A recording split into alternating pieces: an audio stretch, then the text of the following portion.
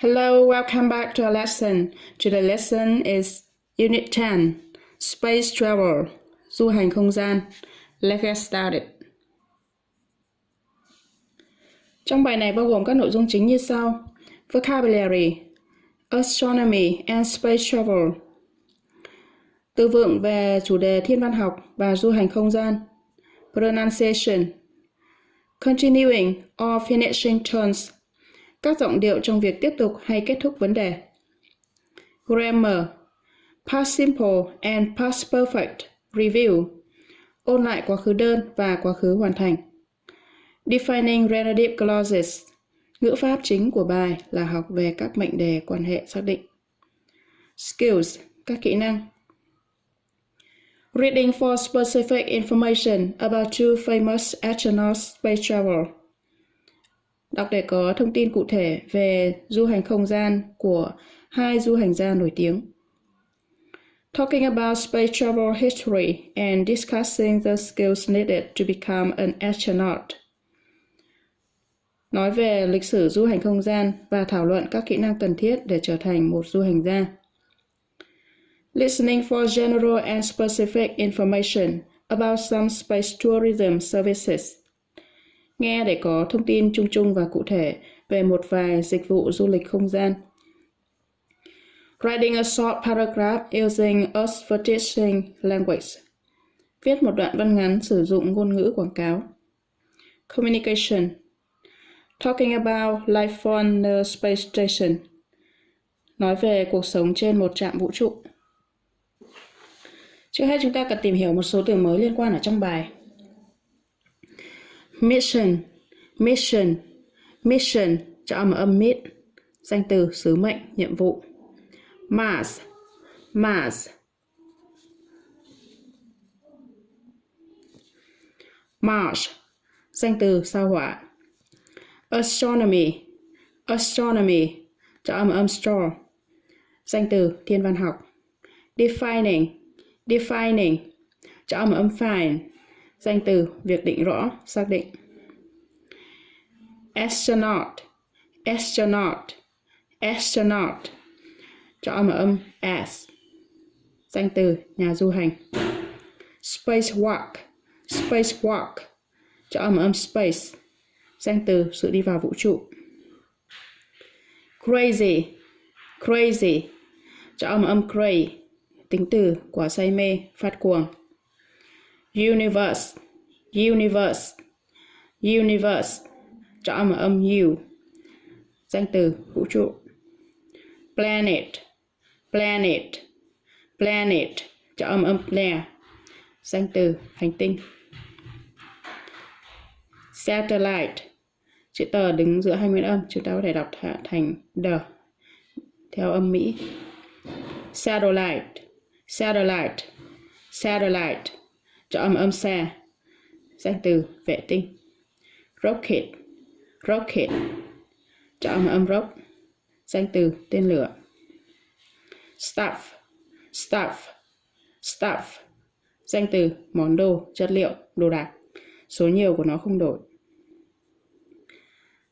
Touch, touch, touch, động từ chạm vào. Meteorite, meteorite, meteorite, cho âm mi, danh từ thiên thạch. Ordinary, từ này được phiên âm là ordinary. Tuy nhiên cái từ mà nó có cái đuôi RI thì người Mỹ đã đọc rõ cái đuôi RI này. Thì từ này chúng ta có thể đọc thành ordinary, ordinary, cho âm O, tính từ thông thường. Habitable, chữ tờ đứng giữa hai nguyên âm, chúng ta cũng có thể đọc thành the. Habitable, habitable, cho âm ha, tính từ có thể ở được, tức là phù hợp cho sự sống. Serious, serious, cho âm sia, tính từ nghiêm túc. Training, training, cho âm train, danh từ đào tạo, quá trình huấn luyện. Scuba, scuba, cho âm school, danh từ bình khí nén của thợ lặn. Diving, diving, cho âm dive, danh từ việc lặn. Microgravity. Microgravity. Cho âm gra. Danh từ sự không trọng lực, môi trường không trọng lực. Parabolic. Parabolic. Parabolic. Cho âm bo. Tính từ theo đường parabol. Altitude. Altitude. Altitude. Cho âm L. Danh từ độ cao so với mặt biển. Sharply. Sharply. Sharply. Cho âm sharp. Trạng từ đột ngột. Descend. Descend. Cho âm send. Động từ đi xuống. Roller coaster. Roller coaster. Roller coaster. Cho âm roll và coast. Danh từ tàu lượn siêu tốc. Keen on. Keen on. Keen on. Tính từ say mê, ham thích. Telescope. Telescope. Telescope. Cho âm the. Danh từ kính viễn vọng, kính thiên văn. Shuttle. Chữ tờ đứng giữa nguyên âm hay nguyên âm. Chữ tờ cũng có thể đọc thành the. Shuttle. Shuttle. Cho âm shut. Danh từ con thoi. Sau đây chúng ta cùng tìm hiểu nội dung của bài hội thoại. Chủ đề của bài hội thoại là A Mission to Mars. Một nhiệm vụ tới sao Hỏa. Wow, is that you in this photo? The youngest astronaut in the world doing a spacewalk. Haha, yeah. It was in a museum in Sweden. It looked so excited. Well, that trip made me crazy about space. Before I turned 10, I'd already collected lots of books about the universe. I'd learned about the planets, the stars, satellites, rockets and stuff. Wow, đó có phải là bạn trong bức ảnh này không? Du hành gia trẻ nhất thế giới đang đi vào không gian. Haha, bức ảnh đó ở trong một bảo tàng ở Thụy Điển. Bạn trông thật hào hứng. À, chuyến đi đó làm cho mình phát cuồng về vũ trụ. Trước khi tớ lên 10, tớ đã sưu tập nhiều sách về vũ trụ. Tớ đã học về các hành tinh, những ngôi sao, những vệ tinh, những tên lửa và những thứ khác. You know, last year I visited an astronomy museum and I touched a meteorite. A meteorite, what was it like? Honestly, it wasn't as impressive as I expected. It was just like an ordinary piece of rock. But perhaps it was from Mars. Think of that. Maybe. Do you think there could be life on Mars? Bạn biết không, năm ngoái tớ đã thăm một bảo tàng thiên văn học và tớ đã chạm vào một thiên thạch. Một thiên thạch, nó như thế nào? Thành thật mà nói, nó không ấn tượng như tớ đã mong đợi. Nó chỉ trông giống như một mẩu đá thông thường. Nhưng có lẽ nó đến từ sao Hỏa. Nghĩ mà xem. Có lẽ vậy. Bạn có nghĩ có thể có sự sống trên sao Hỏa không? It's possibly habitable. It once had the notion. Who knows, in 20 years we might be flying there on a discovery mission. Haha, but we don't need to do some serious training first. They say you practice by scuba diving in a flight suit. That's right. And you also have to experience microgravity on a parabolic flight. What's that? Nó có lẽ là có thể ở được. Nó đã từng có một đại dương. Ai mà biết được, trong 20 năm nữa, chúng ta có thể bay tới đó trong một nhiệm vụ khám phá. Haha, nhưng chúng ta cần được đào tạo nghiêm túc trước đã. Họ nói, bạn luyện tập bằng việc lặn với bình khí trong một bộ đồ bay. Đúng vậy.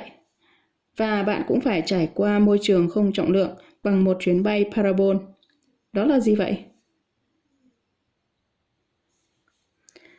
The plane flies at high altitude, then it climbs shortly for a few seconds, and descends shortly, a bit like a roller coaster. The people inside the plane start to float. I'd love to do that. Sounds a bit scary, but let's take a look at the rock collection. There may be something interesting here. Yes, perhaps a meteorite that landed on Earth from the moon. Máy bay bay ở độ cao, sau đó nó vút lên trong vài giây và đột ngột hạ xuống, một chút giống như tàu lượn siêu tốc. Mọi người bên trong máy bay bắt đầu lơ lửng. Tớ thích làm điều đó.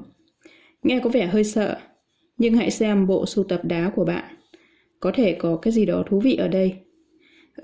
Có lẽ một mẩu thiên thạch đã đáp xuống trái đất từ mặt trăng. Trước khi nghe thì chúng ta cần phải lưu ý một số những cái chỗ nối âm để chúng ta nghe được chuẩn hơn nhé. Đây. It was in. Chữ S ở đây sẽ được phát âm thành chữ Z, chữ giờ ấy. In the museum in Sweden. Những nút xoay đẹp. Before I turned 10, I'd already thì chữ D nối luôn với chữ already thành I'd already collected lots of books about learned about the planets. Đây chỗ này nữa. Rockets and stuff.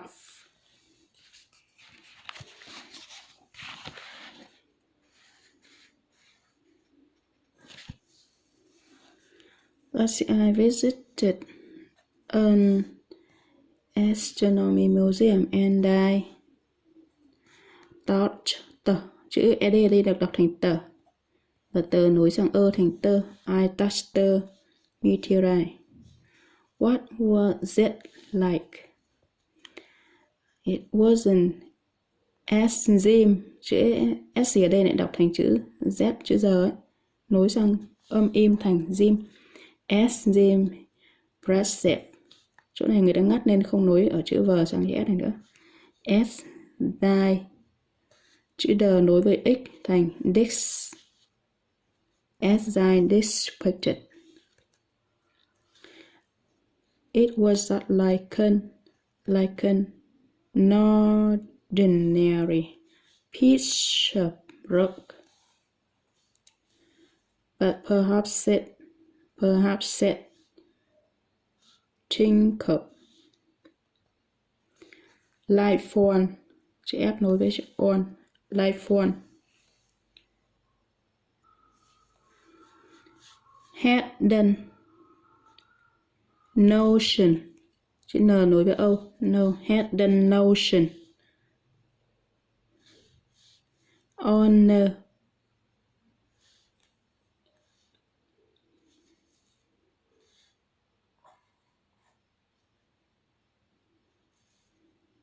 Inner.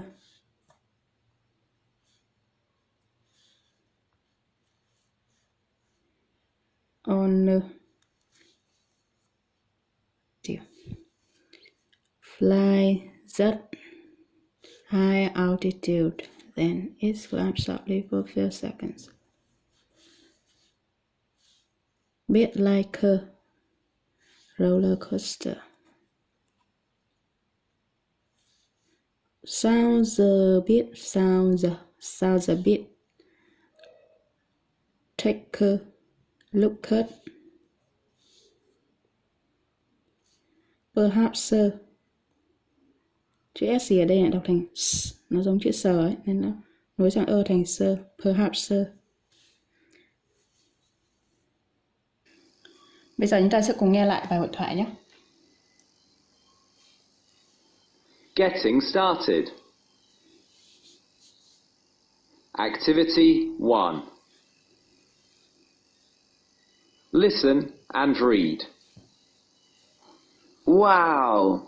Is that you in this photo? The youngest astronaut in the world doing a spacewalk. Yeah, it was in a museum in Sweden. You look so excited. Well, that trip made me crazy about space. Before I turned 10, I'd already collected lots of books about the universe. I'd learnt about the planets, the stars, satellites, rockets and stuff.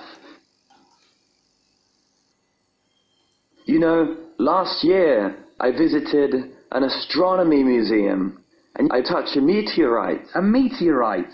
What was it like? Honestly, it wasn't as impressive as I'd expected. It was just like an ordinary piece of rock. But perhaps it was from Mars. Think of that. Maybe. Do you think there could be life on Mars? It's possibly habitable. It once had an ocean. Who knows? In 20 years we might be flying there on a discovery mission. But we'd need to do some serious training first. They say you practice by scuba diving in a flight suit. That's right. And you also have to experience microgravity on a parabolic flight. What's that? The plane flies at high altitude, then it climbs sharply for a few seconds and descends sharply, a bit like a roller coaster. The people inside the plane start to float. I'd love to do that. Sounds a bit scary. But let's take a look at your rock collection. There may be something interesting here. Yes, perhaps a meteorite that landed on Earth from the moon.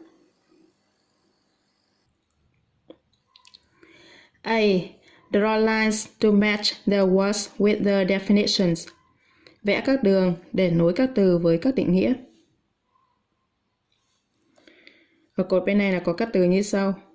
1. Astronaut, phi hành gia. 2. Mission, nhiệm vụ hoặc là sứ mệnh. 3. Microgravity,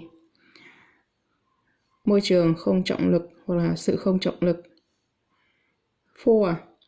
Astronomy, thiên văn học. 5. Habitable, có thể ở được, phù hợp cho sự sống. 6. Altitude, độ cao so với mực nước biển. Bây giờ chúng ta sẽ đọc các định nghĩa và nối với các từ. A. The height of something above the sea, độ cao của cái gì đó ở bên trên biển. Đây là được tính độ cao so với mặt nước biển. Định nghĩa của từ altitude. Altitude. 6 nối với A. Chúng ta điền số 6 vào đây. B. With conditions that are suitable for life to exist. Với các điều kiện mà phù hợp để sự sống tồn tại. Đây là có thể ở được, có thể sống được. Định nghĩa cho từ habitable, có thể ở được.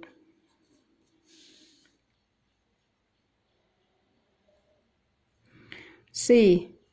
The science that studies the universe and its objects, such as the moon, the sun, planets, and stars. Khoa học mà nghiên cứu về vũ trụ và các vật thể của nó như là mặt trăng, mặt trời, các hành tinh và các vì sao. Cái này người ta gọi là thiên văn học. Định nghĩa cho từ số 4. Astronomy.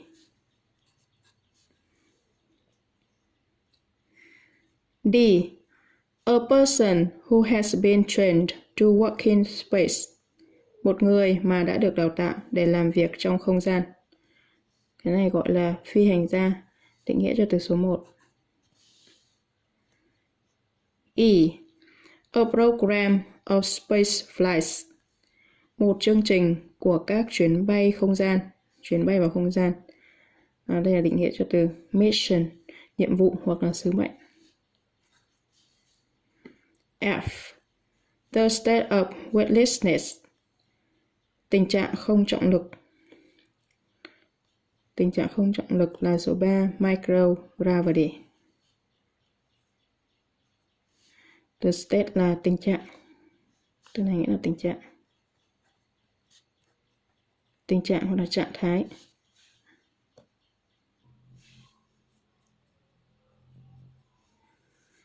B. Answer the questions. Trả lời các câu hỏi. 1. What was Phúc interested in when he was young? Phúc đã quan tâm đến cái gì khi cậu ấy còn trẻ? Phúc rất là say mê hoặc là phát cuồng về vũ trụ.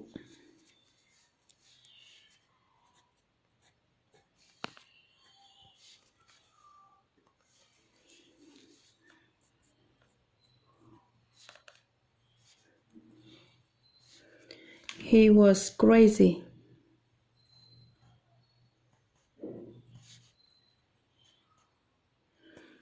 About space. Cậu ấy đã phát cuồng về vũ trụ. 2. What had Phúc done before he turned 10 years old? Phúc đã làm cái gì trước khi cậu ấy lên 10 tuổi? Turn 10 là bước sang tuổi thứ 10. Thì chúng ta dịch ở đây là trước khi 10 tuổi. Cậu ấy đã học về vũ trụ và đã sưu tầm nhiều cuốn sách về vũ trụ.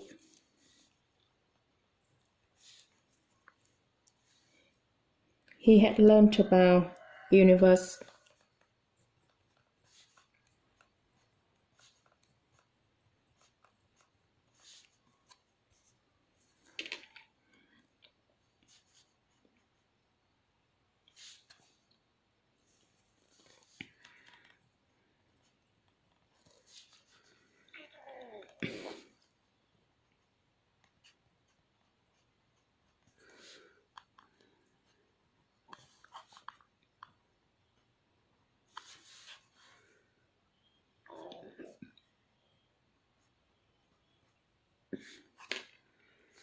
And had collected lots of books about space.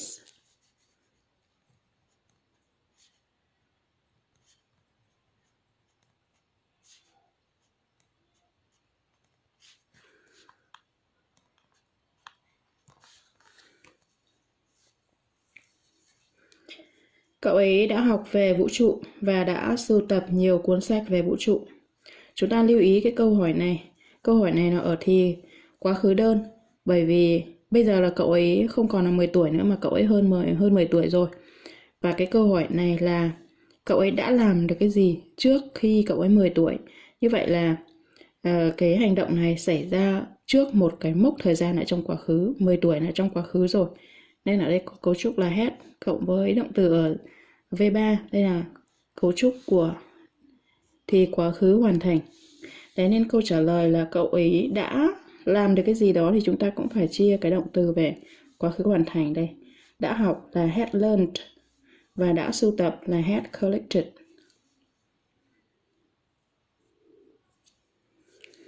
Three. Why does Phúc use the phrase and stuff at the end of his list? Tại sao Phúc sử dụng cụm từ and stuff ở cuối danh sách của cậu ấy?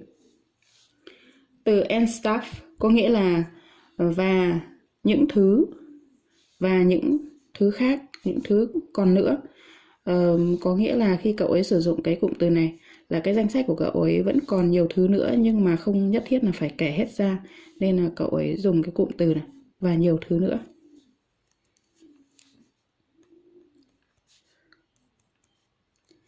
He uses the phrase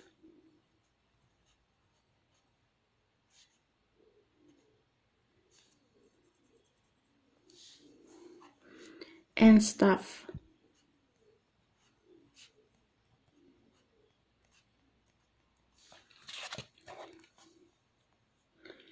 to show that there are more things in the list.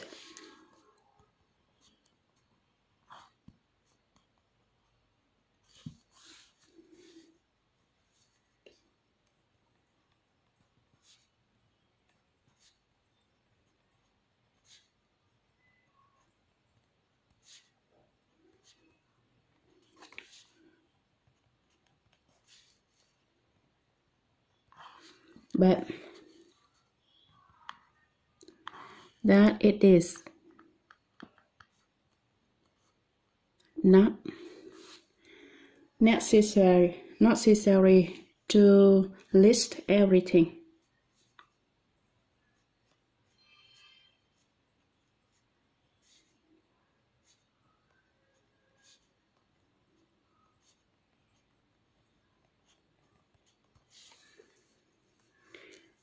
Cậu ấy sử dụng cụm từ and stuff để cho thấy rằng còn nhiều thứ nữa trong danh sách nhưng không cần thiết để liệt kê tất cả mọi thứ.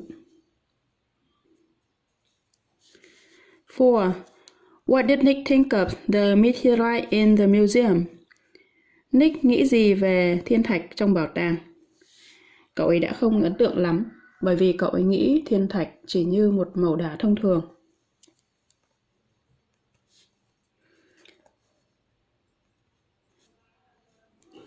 He wasn't very impressed.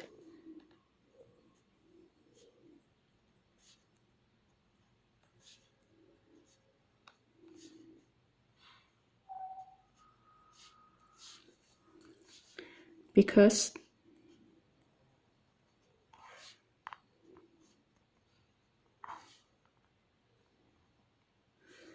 he thought the meteorite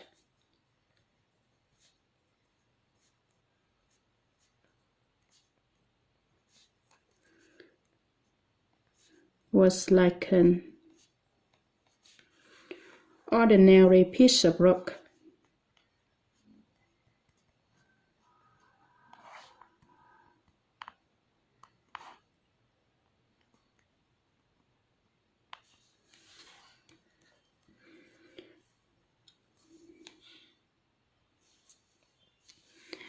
Five. What are some ways to train as an astronaut? Vài cách để đào tạo làm một phi hành gia là gì?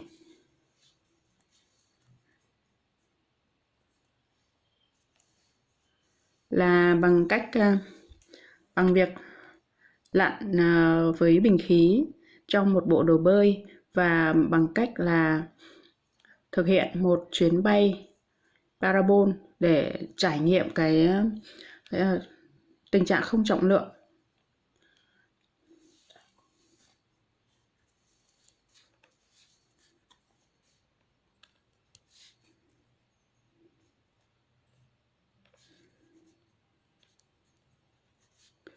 Some ways to train as an astronaut.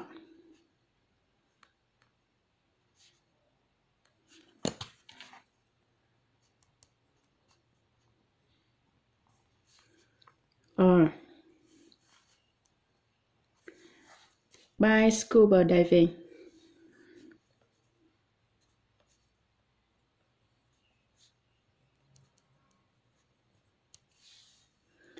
In a flight suit.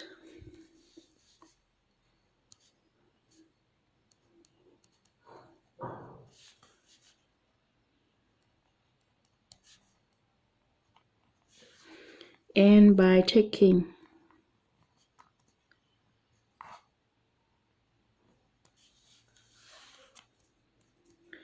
a parabolic flight.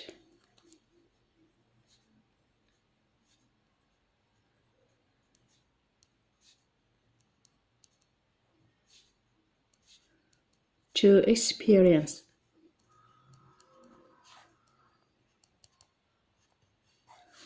microgravity.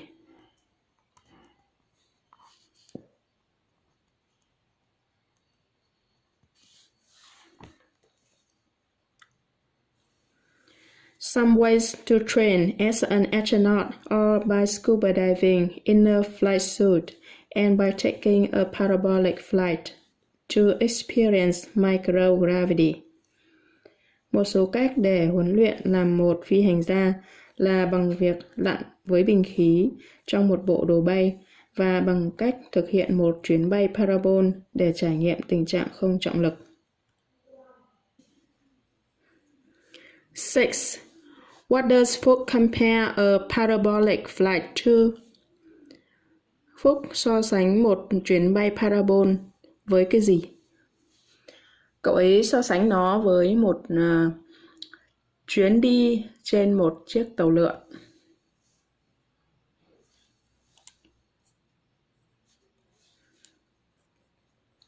He compares it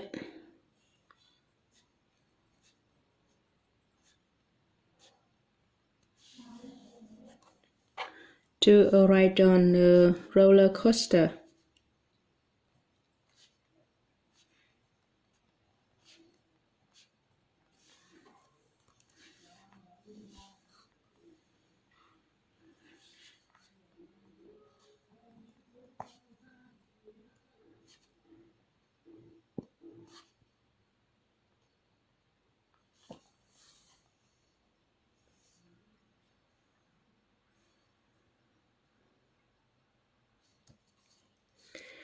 C.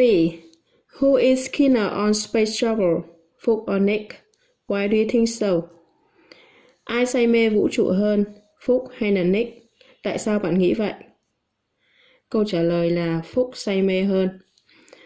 Bởi vì cậu ấy phát cuồng về vũ trụ từ khi cậu ấy còn nhỏ. Và cậu ấy biết nhiều về vũ trụ và các phi hành gia. Cậu ấy còn nói rằng cậu ấy thích trải nghiệm cái tình trạng không trọng lực, trong khi đó Nick nghĩ rằng nó hơi đáng sợ.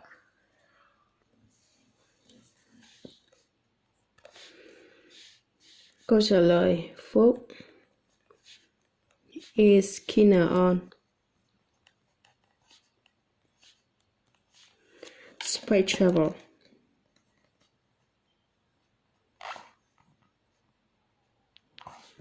Than Nick.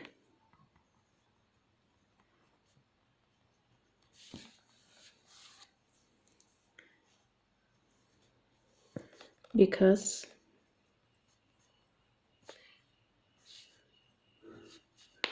he was crazy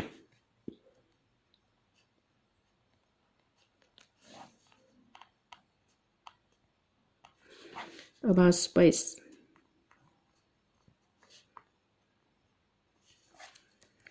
When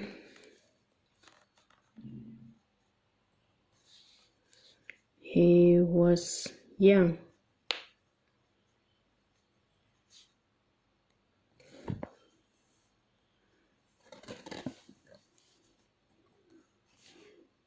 He knew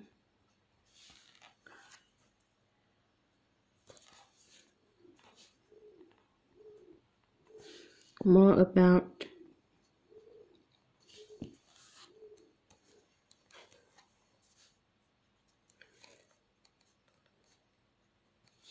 space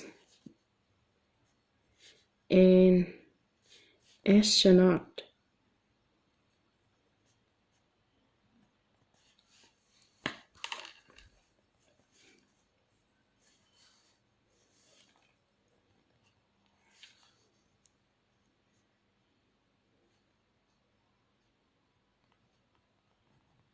He said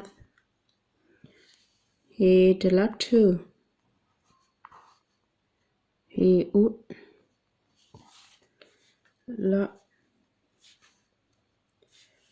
to experience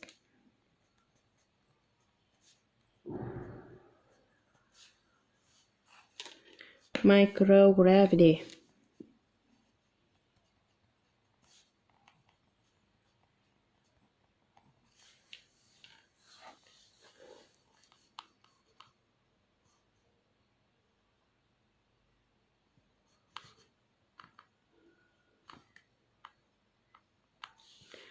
Whereas là trong khi đó.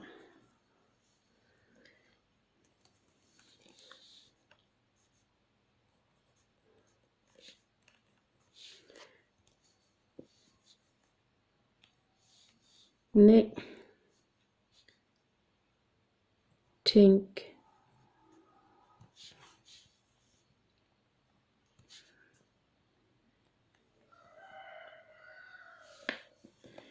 it sounds a bit scary.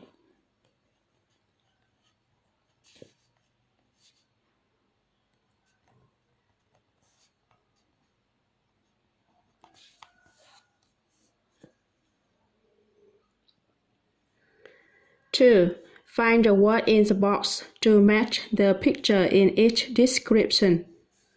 Tìm một từ trong khung mà nối với mỗi bức tranh ở mỗi mô tả. Đây là các từ trong khung.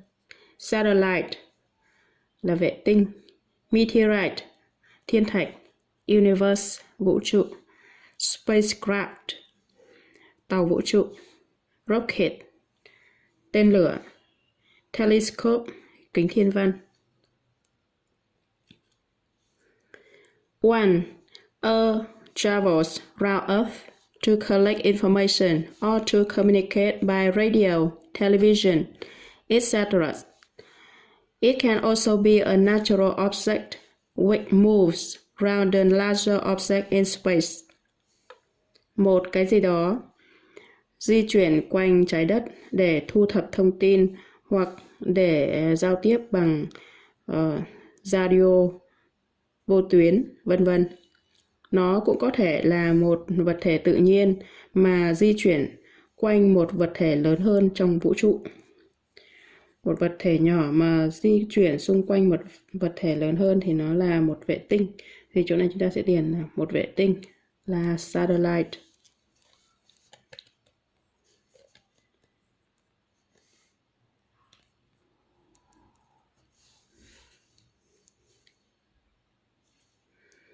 Two, you can have a great experience watching the stars. Với một cái gì đó, bạn có thể có một trải nghiệm tuyệt vời để xem các vì sao. Để xem các vì sao, chúng ta cần phải có một cái kính viễn vọng hay còn gọi là kính thiên văn. Telescope.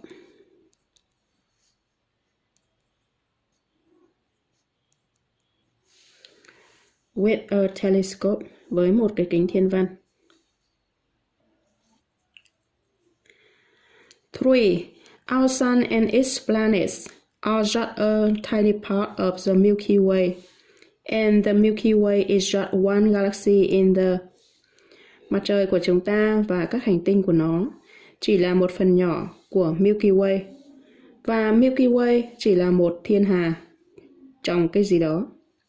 Một thiên hà trong vũ trụ. Đây, bức tranh này chúng ta sẽ điền từ vũ trụ. Universe.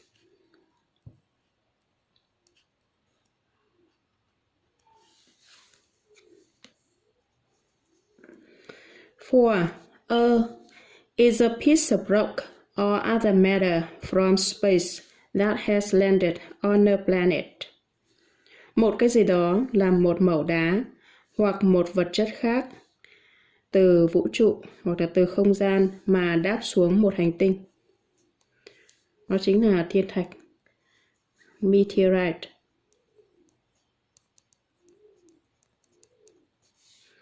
Từ matter ở đây nó có nghĩa là vật chất. Other matter, vật chất khác.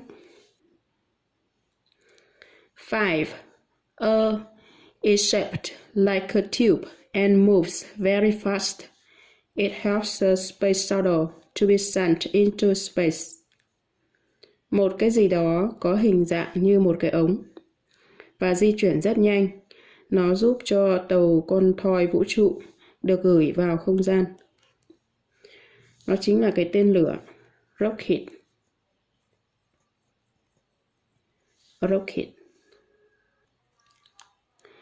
6. Is a vehicle with or without people inside, used for travel in space. Một cái gì đó là một xe cộ, có hoặc không có người bên trong, được sử dụng để đi trong không gian. Nó chính là tàu, cái tàu vũ trụ ấy, spacecraft, gọi là tàu không gian, spacecraft.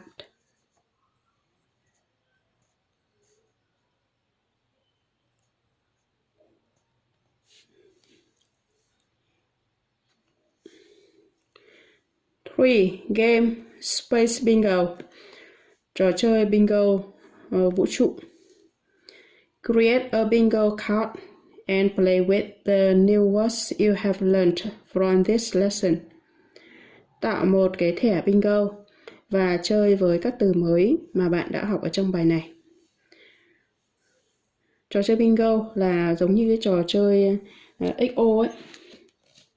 Ví dụ đây là có 9 ô chữ thì mình có thể tạo ra 9 cái từ mới mà liên quan đến cái bài học hôm nay.